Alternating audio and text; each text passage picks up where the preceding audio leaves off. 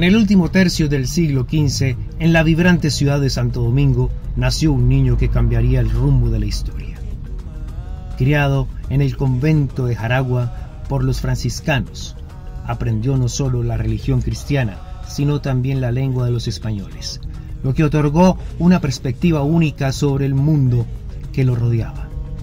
Su vida dio un giro significativo cuando se casó con Mencía, una india de noble linaje, con quien compartió sueños y esperanzas. Sin embargo, la paz de su vida se vio interrumpida en 1514, cuando fue encomendado a Francisco Valenzuela, en San Juan de la Managua. El hijo de Valenzuela, un joven cruel, comenzó a maltratarlo, robándole una yegua y abusando de Mencía. Enriquillo, sintiéndose impotente ante la injusticia, decidió llevar su queja al teniente de gobernador, Pedro Valdillo, quien desestimó su dolor. Desesperado, Enriquillo viajó a Santo Domingo para presentar su caso ante la Real Audiencia, que, aunque mostró cierta simpatía, no logró hacer que Valdillo actuara.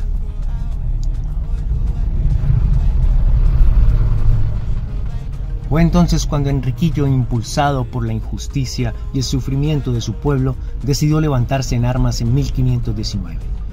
Con un grupo de indios, se retiró a las montañas, convirtiendo la sierra del Bauruco en su fortaleza.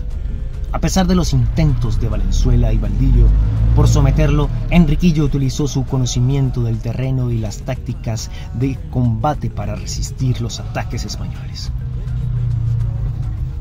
En 1526, el capitán Hernando de San Miguel llegó con un nuevo plan: arrasar los cultivos de la zona para cortar los suministros de Enriquillo.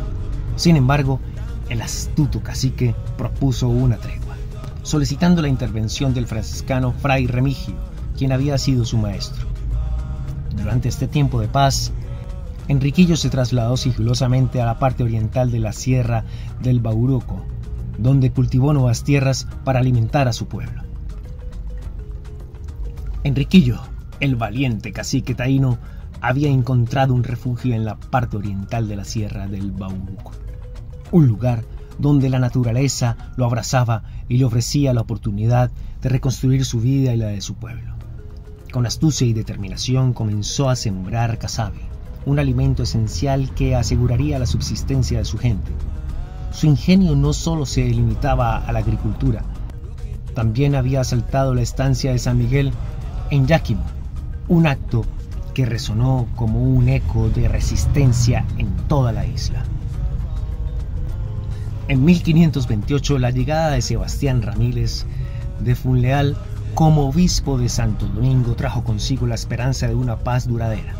Funleal, conocido por su simpatía hacia los indígenas, intentó mediar entre Enriquillo y los colonizadores. Sin embargo, su misión se vio truncada cuando fue trasladado a México en 1531, dejando a Enriquillo en una lucha constante por la libertad. Los oidores de la audiencia de Santo Domingo describían la situación con preocupación al emperador, reconociendo que se enfrentaban a un enemigo astuto, bien preparado. Enriquillo y su gente, criados entre los españoles, habían aprendido a utilizar sus armas tácticas y convirtiéndose en guerreros formidables. Había establecido su cuartel en un lugar casi inaccesible, donde la densa vegetación y las montañas servían como su mejor defensa. Según el licenciado Valdillo, era un lugar tan escondido que los españoles apenas podían encontrarlo, con cuevas y refugios que permitían a Enriquillo y a su gente ocultarse de sus perseguidores. Además de su estrategia militar, el gran cacique había creado un complejo sistema de información, asegurándose de estar siempre a un paso adelante de sus adversarios. Su liderazgo y su capacidad para adaptarse a las circunstancias lo convirtieron en un símbolo de resistencia, no solo para su pueblo, sino para todos aquellos que anhelaban la libertad en una época de opresión. Así Enriquillo continuó su lucha, uniendo a su pueblo en la defensa de su hogar y su cultura, mientras la historia de su valentía y determinación se tejía en el corazón de la isla. En el año 1523, la isla de la Española se encontraba en un estado de agitación.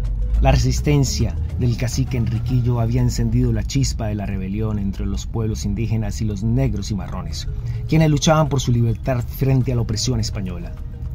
Para financiar la guerra del Bauroco, que se perfilaba como un conflicto largo y costoso, las autoridades de Santo Domingo decidieron implementar un impuesto conocido como la sisa. Este gravamen afectaba a productos de primera necesidad como la carne, el vino y la harina, y recaía sobre los compradores, lo que generó un descontento creciente entre los colonos. La Real Audiencia, en su afán de recaudar fondos, extendió la sisa en 1524 a las perlas de Cubagua y a los indios alzados de Cumaná. A medida que la guerra se intensificaba, el malestar de los vecinos se hacía palpable. En 1533, tras años de quejas y protestas, la corona finalmente accedió a cubrir una cuarta parte de los gastos que ocasionaba la guerra. Pero el daño ya estaba hecho. La tensión entre colonos y autoridades crecía. En 1525, Jácome de Castellón y Lope de Verdesi fueron designados para liderar la primera armada contra Enriquillo. Bajo el mando del capitán Pedro Valdillo, la armada zarpó con la esperanza de aplastar la rebelión, pero la resistencia de Enriquillo y su gente era feroz. La sierra del Bauroco se convirtió en un bastión inexpugnable, donde el cacique y sus guerreros se escondían, utilizando su conocimiento del terreno para frustrar los intentos de los españoles. El levantamiento de Enriquillo no solo inspiró a su pueblo, sino que también inició a otros grupos a levantarse. En las montañas de la sierra del Bauroco, el eco de la resistencia indígena resonaba con fuerza. Tamayo, un valiente cacique que había desafiado a los españoles, se había refugiado en este lugar tras haber atacado a algunos colonos en las cercanías del Puerto Real.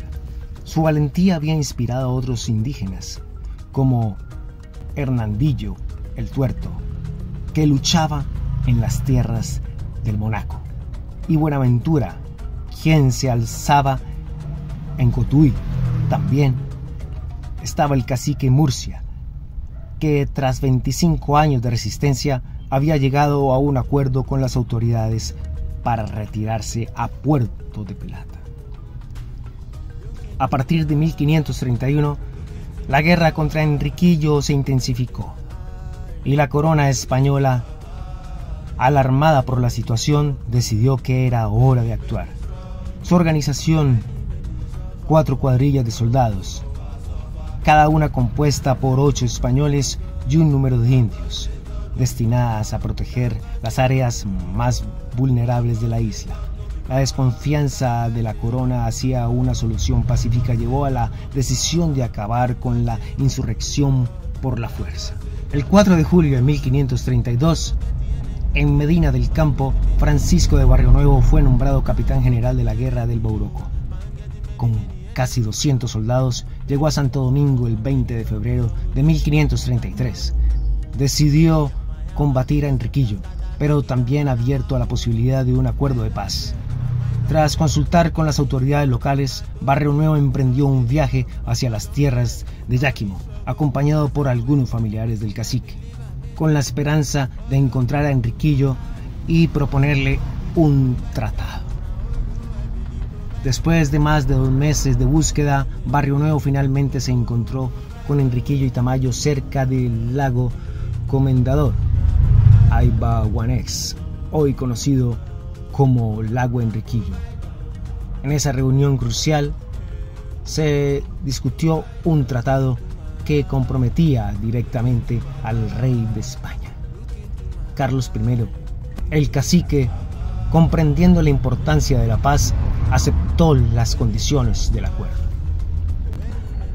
Enriquillo, tras años de resistencia contra los colonizadores españoles, se le ofreció un acuerdo que podría cambiar el destino de su pueblo.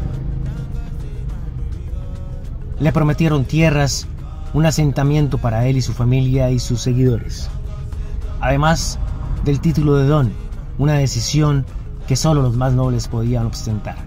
Sin embargo, este pacto venía con un precio. Debía entregar a todos los indios y negros y marrones que encontrara, recibiendo a cambio 4 camisas de lienzo por cada uno. También se comprometía a luchar contra otros indígenas que aún se alzaban en armas. Al enterarse de este acuerdo, Bartolomé de las Casas, un fraile dominicano y defensor de los derechos de los indígenas, decidió visitar a Enriquillo en el Bauruco. Desde su llegada a Santo Domingo en 1521, Las Casas habían sido un ferviente protector de los pueblos originarios. Durante su visita celebró misas y bautizó a Tamayo y a otros indígenas, alentando a Enriquillo a mantener la amistad con los cristianos. Le aseguró que el pacto con el rey de España sería beneficioso para él y su pueblo, brindándoles una oportunidad de prosperar en medio de la adversidad.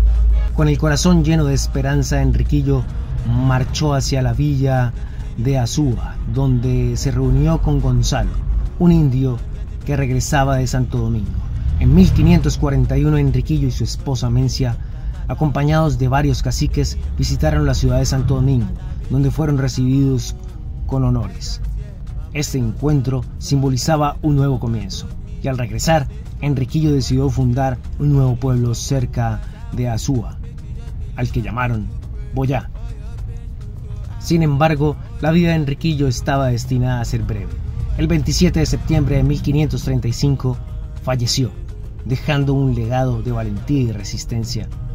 Antes de morir, se confesó y redactó su testamento, expresando su deseo de ser enterrado en la iglesia de Azúa.